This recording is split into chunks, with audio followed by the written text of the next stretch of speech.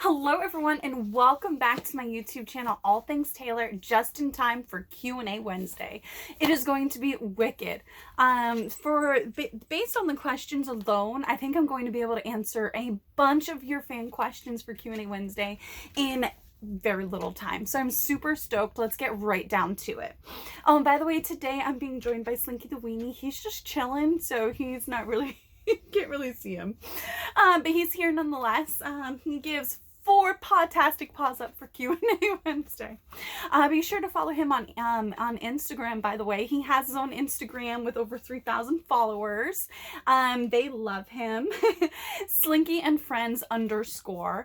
If you follow him, you will also find my cats, my rescue dogs, and so many more. So yeah, it's really fun in our tiny house on wheels. We are a forever family, and we are definitely perfect. Pun intended. Okay, here we go, guys. Someone asked me, this one comes from my YouTube channel.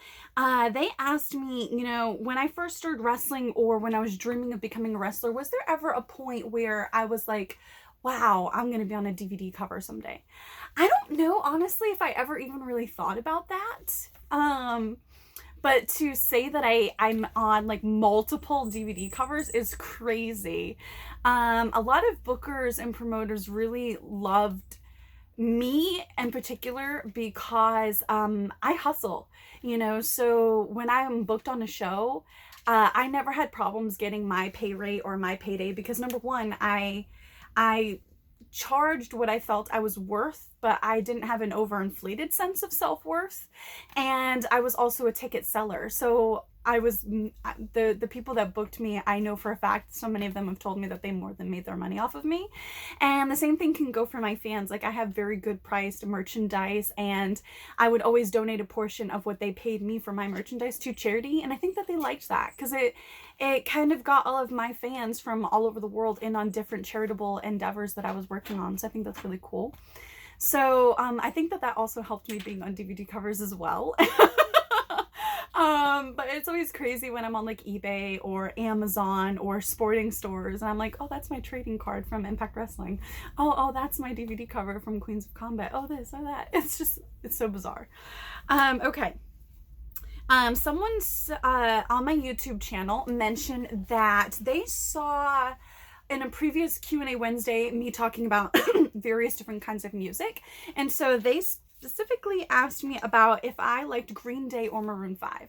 I do like them both, but I have to say that I'm a bigger fan. I'm sorry, it's like really hot in here. Whew.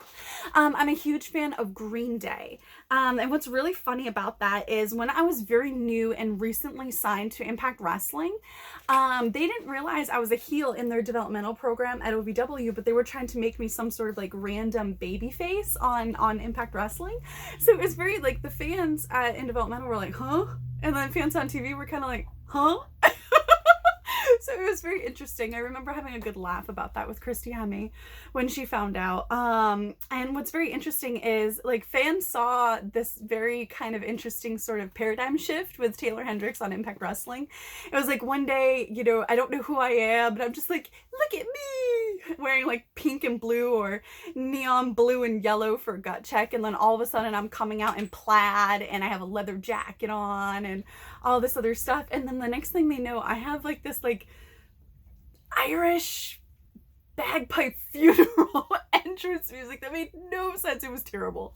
It was terrible. And like there was no explanation for it. Well, what was going on behind the scenes that not a lot of people knew about was I had actually somehow, I do not know how I managed it to this day. I don't remember. I've been hit in the head so many times, guys.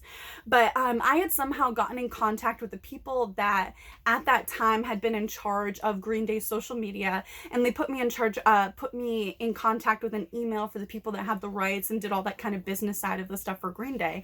And somehow, I don't know how I managed it, but maybe it was probably being like, hey, I work for Impact Wrestling. They air on Spike TV. It's a really awesome channel. Right now we're getting over 1 million views, I'm an up and comer, I'm signed, So maybe that sounded impressive. Maybe that's how I got it. I don't know. To this day, I don't remember.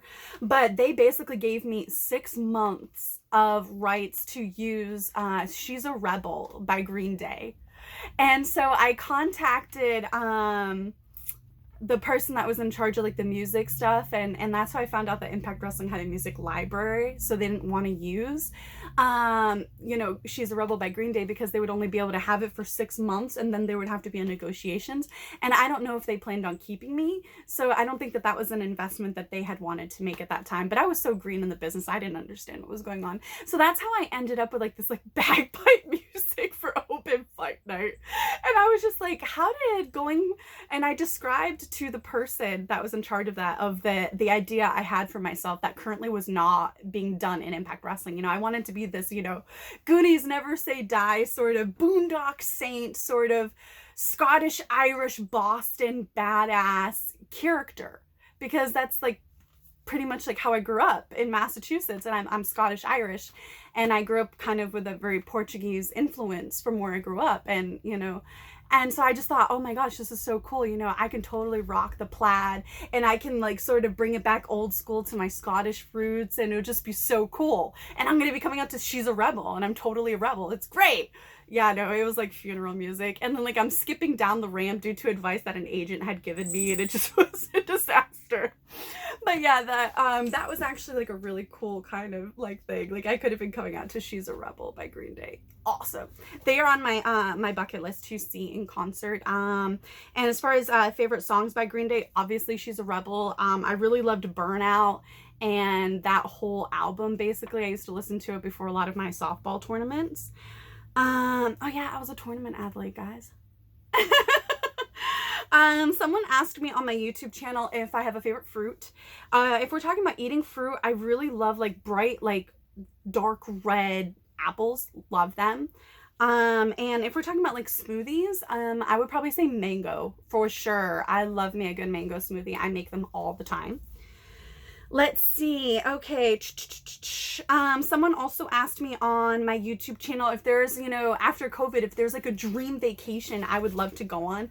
Guys, I'm such a traveler. I love getting to meet people from all over the world, and getting to take vacations, which is not something I really did because I was always on the road for wrestling. I think I moved like 15 times in 5 years for wrestling. That's crazy. But I always wanted to train, and learn from a lot of different people and stuff. So comes with the territory. I would say a dream vacation would be going to the Highlands in Scotland, because that's where my roots are. I would also love to go to Copenhagen, Denmark, because that's the where my favorite book as a kid took place, and that was the one book that launched me into my love of reading and writing books. So I have to pay homage to that, because before that book I hated reading. Hated it with a passion. Tried to avoid it at all costs. I would also say, as far as vacations, I would love to go to Italy. I would love to go to Prague. I would love to go to Fiji, Australia, a lot of different places. I was actually potentially supposed to be booked in Australia, and like the company was like so stoked about it. It was prior to the pandemic. They were like, oh my gosh, we're going to be labeled as the first people to officially book Taeler Hendrix in Australia. It was going to be so awesome. So awesome. But there's a lot of places I would love to go. I've already been to Germany, Austria, Switzerland, Liechtenstein, Canada, and a couple other places. So I would love to add that to my passport. Someone on my Twitter and somebody on my YouTube asked the same question. So you guys are totally on the same brainwaves. That's really awesome. Go Taeler Army. If I could choose, would I be able to choose, if I could, between wrestling Alexa Bliss and or Liv Morgan? I love both of those ladies. It was really funny, like a couple years ago, Alexa Bliss was like, I don't know who this is. And then Mickie James was like, actually, she's like really cool. Like, hey. And like Nadia was like, nah, girl, she's cool. Like, she's good. And so every once in a while now I'll interact back and forth with Alexa Bliss. It's just really funny. And then I get along really well with Liv Morgan on social media. So if I had to choose, that would be really hard, because I actually really like both of them. And I actually think I would have been great in Riot Squad with Ruby Riot and Liv Morgan. And I also think I would have been a great like Sister Abigail to Alexa Bliss's Sister Abigail. So I think that would be so cool on both sides of it. So that would be really hard. I would say, why not just throw me into both of those matches? I would dive headfirst into those. I really like their styles. I dig their vibes. And I also think that they're insanely talented. I really like those women a lot. So yeah, another person on my YouTube asked me if I'm a fan of handwritten letters and fan mail. I love fan mail. I love getting to hear and interact with my fans. I just really hate it when people like try to find out where you live and send it to your home address. Don't do that, guys. Don't do that. It's creepy. Creepy, creepy, creepy. Okay, you don't gotta be creepy. You could have the best of intentions, but it doesn't matter because it just comes off as creepy. So just don't be creepy. Just ask if you have a fan mail address, you know, to people that you want to write to. Don't send it to their homes. Don't show up at their homes. That has become like a very big thing over the last couple of years, and it's like scary. Very scary. And now with the pandemic, it's even more so. So yeah, just don't be creepy. You know, support who you support, and also just be respectful. Treat people how you want to be treated, you know? But yeah, I love handwritten letters. I don't know if I've ever talked about this. When I was younger, I think the first, let's see, I've been wrestling for almost 14, oh my gosh, almost 14 years. I would say the first 7 years of my career, every time I met somebody that taught me a lot, or if I went to a seminar that I really enjoyed and learned a lot from, I would actually find ways to send them a handwritten letter of thanks, thanking them. A lot of people don't know that about Taeler Hendrix. I sent thank you letters to Ring of Honor back in the day. I sent thank you letters to Kevin Kelly back in the day, to Les Thatcher back in the day, to Ohio Valley Wrestling back in the day. Let's see, I think I sent one to JJ Dillon because I went to a JJ Dillon seminar. I think I sent one, my first ever seminar I ever went to was a Terry Taylor seminar. So I sent him one. Yeah, I sent a lot of people thank you letters over the years, just thanking them for the opportunity, and specifically telling them several things that I learned. You know, it wasn't fluff, like it was real. Like I would back up the words by being like, hey, this is one of the biggest takeaways I got from this seminar, da da da da, thank you so much. I hope to apply it and learn even more from you in the future, like stuff like that. I think that set me apart, and it was definitely a part of my personality because that's how my mother raised me. And growing up, we were very big on handmade gifts and being thoughtful and courteous and kind, regardless of what people can or can't do for you. So I think that really showed in my personality a lot, and I like that. I think that that's, you know, very old school and classy. So yeah, definitely a fan of handwritten letters. Do I have any particular skills? I have a particular set of skills. Liam Neeson, where you at, boy? I think we share the same birthday. I can sew. I can write, obviously. I think we've established that. I love acting. Let me see. I actually like performing stunts. I'm a wrestler, so I mean that kind of goes with the territory. I like creating things. Like I can make wall plaques, gallery walls. I love interior design. I love painting. I love gardening. I grow these like 9-foot sunflowers every year. They're amazing. They're so beautiful.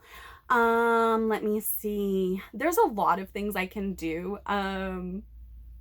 I think a better question besides like skills that I can do, like I love to cook, I love to bake and design. I've made like custom cakes for people. I made a Dallas Cowboys cake, a Nickelodeon cake, an Easter cake with a little Peeps bunny riding in a race car that was made out of mini Oreos, a Twinkie, and a yogurt dipped pretzel as the steering wheel. On a black licorice road, on top of the cake, going to an Easter egg hunt. So yeah, I love that kind of stuff. So I think maybe a better question would be, what skills do I not possess? Because I'm very humble. I have no problem with sucking at something new. And I think that that's an asset that more people need to have. Like, don't judge your level 1 to somebody else's level 100. Like, I've seen a lot of people that recently started in wrestling that tear themselves down because they aren't Sasha Banks yet. Sasha Banks wasn't Sasha Banks when she first started wrestling. And we all have our own journeys, because we're all different people and we're all meant for different things. So don't judge your level 1 to someone else's level 100. So with that being said, I said this in a blog and a bunch of fans picked up, were like, oh wow, that's actually really cool. And I was like, I'm so happy you guys picked up on this. My people, Taeler Army. Don't be afraid to suck at something new. Don't be afraid. Suck at it so you can be better, and then you have something else to talk about. It's awesome. You should always be growing in life. So skills that I do not have: I cannot draw to save my life. Cannot draw. So the illustrations for my books, I am very proud to, you know, rep other artists and, you know, be a part of them being able to pay their bills and stuff. So I think that that's really cool. I cannot really sing that very well, but I try. Like, I steering wheel karaoke, I perform in the car. Let me see. Yeah, I would say I cannot sing very well. I do not have a big range, only a very small one, and I can't draw. This person asked me a question on my YouTube channel, but they weren't very specific. They asked me even chows or Pomeranians. So I'm not sure if they're asking me, have I rescued them or have I trained them? The answer is no either way. I have not had a chow or a Pomeranian, and I haven't worked with them. I've mostly worked with mixed dogs or German Shepherds, or a Dalmatian. I did one Dalmatian once, and Dachshunds, and like mixed breeds mostly. So, and I've never owned a chow or a Pomeranian. Let me see. Okay, and then someone asked me on my YouTube channel. Okay, this is in regards to the latter end of my Ring of Honor career. They asked me in my last few vignettes leading up to my departure, I was seen with Kevin Sullivan and Punisher Martinez, who's now Damian Priest in WWE. Was that supposed to be me leading into a faction prior to Kevin Sullivan's own Ring of Honor departure, or what? That wasn't really said. They brought me into the room, and I think that this was just an excuse to pretend like I was going to be put back on TV, but it wasn't really.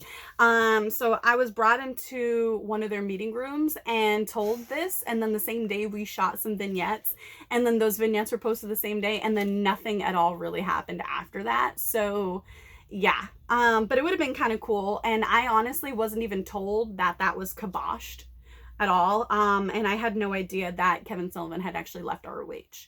So yeah, I was in the dark with it all, but I got along very well with Punisher Martinez, Damian Priest. Really, really cool dude, really respectful, really nice, and really kind of kept to himself a lot, but also very funny. Like he was like low-key funny, and like he was always like really cool and respectful, and also you could just tell he really loved like wrestling, which I really enjoyed because I love wrestling. So I like those kinds of people.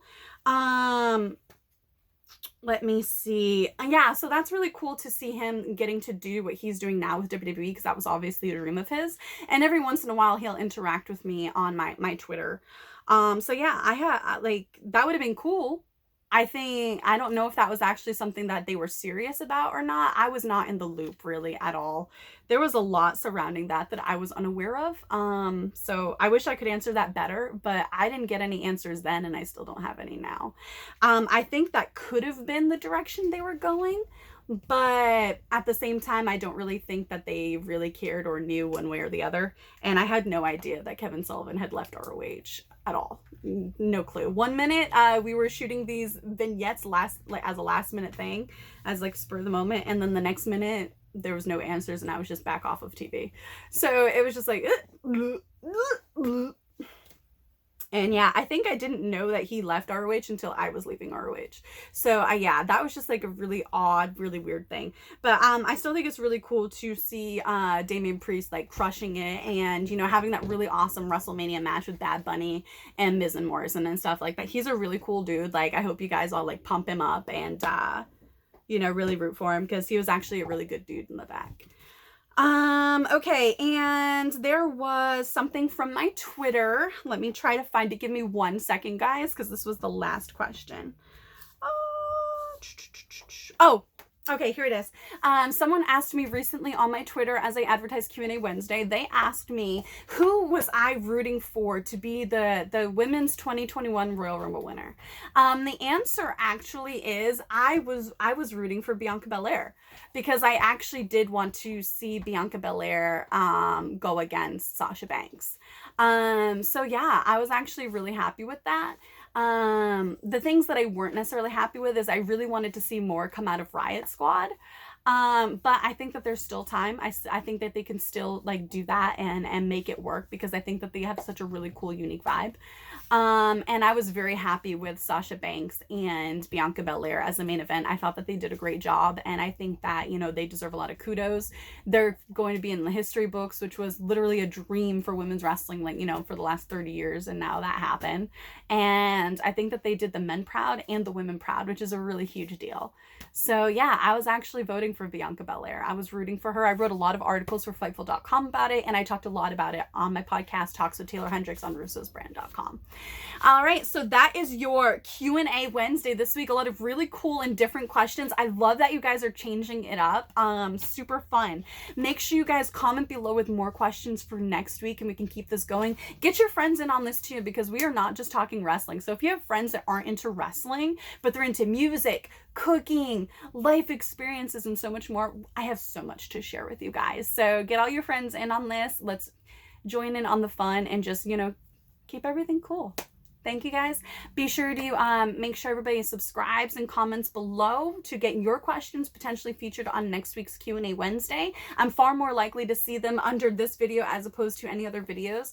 I have more clips from my podcast Talks with Taeler Hendrix coming your way, as well as some news about Netflix, wrestling news, Hollywood, your Bloomberg takes, and so much more. And I'm hoping to also get you guys some brand new episodes of Taylor's Tiny Kitchen. And I have a very brand new awesome venture that I'm starting very soon that I cannot wait to share with you guys. I'm super stoked about it. It's been in the works for over 6 months, and then my other announcement I've been sitting on for a year and a half. Being quiet has been killing me. I'm like, but you know, work hard in silence and let your success be the noise, you know, got to ignore that negative noise. People can't destroy what they don't even know about. So that's kind of the vibe. But yeah, a year and a half, it's been crazy. Like, all right, anyways, thank you guys so much for tuning in. Be sure to interact with me throughout the week. Talk soon, guys. Be safe and have fun.